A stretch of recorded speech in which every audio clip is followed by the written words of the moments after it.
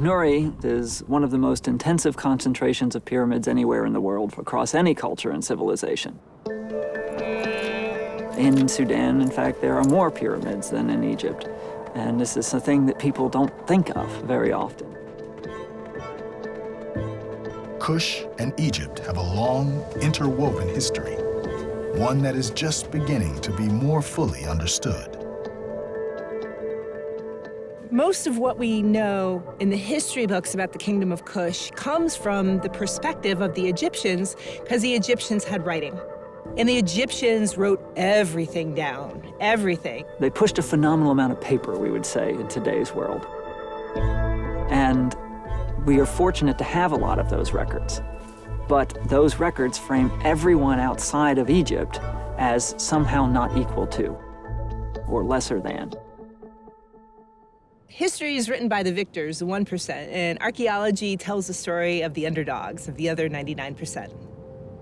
The best way to really verify or disqualify a historical account is to look for the facts on the ground. Sometimes it jives with the history books, and sometimes it doesn't. Archaeologist Jeff Emberling has excavated many important Kush monuments, uncovering its past, brick by brick. We know that from the very first moment that Kush appears in history, around 2000 BC, it was powerful. It was so powerful that the Egyptians at that time built a series of fortresses along the Nile to protect themselves against the military power of Kush. From its prime position on the Nile, the Kush Empire controlled trade routes from the south up to Egypt, transporting ivory, leopard skins, precious stones, and gold. They had the connections with Inner Africa that could bring these exotic products all the way to Egypt and to the wider Mediterranean world. They were the go-betweens, and they became very, very rich and powerful off being in that position. Egypt relied on Kushite gold for their elaborate burials, and fierce Kushite warriors to supplement Egyptian armies. Eventually, the Kushites gained so much power, the Egyptians saw them as a threat and invaded their neighbors to the south. For the next 400 years, Kush was controlled by Egypt. In the beginning, the Egyptians imposed their gods and temples on Kush. They were taking the elites of Kushite society and giving them Egyptian educations. But the Kushites eventually became even more devout spiritual followers than their conquerors. Even as the Egyptian empire began to lose strength and withdraw in 1100 BC, the Kushites continued building their tombs in the shapes of pyramids.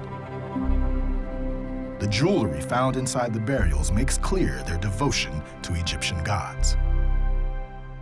We know that by at least, at the bare minimum, by the 8th century BC, Kush is on the rise.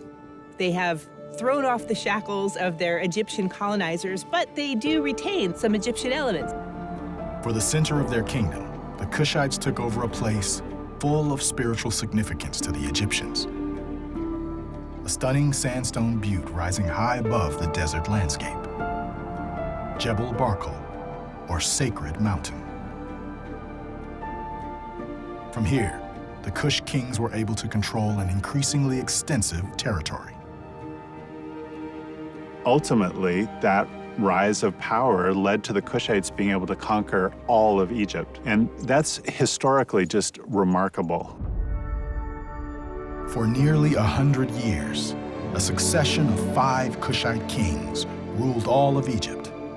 From Napata, their capital, they controlled more area than any other Egyptian pharaohs, stretching from modern-day Khartoum to the Mediterranean.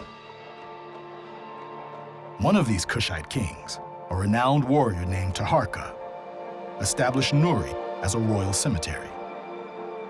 In many ways, Taharqa was the most notable 25th dynasty king. The cemetery that he established at Nuri became the royal burial ground for Kush for over 300 years. So he became the ancestor that the succeeding kings of Kush wanted to connect themselves to. Kings like Nastasin, who Pierce Paul is hoping may still lie inside his tomb. I would like to find evidence of Nastasin himself. I'm not saying I want to come up face to face with him in the middle of the third chamber in the dark, but it'd be an experience.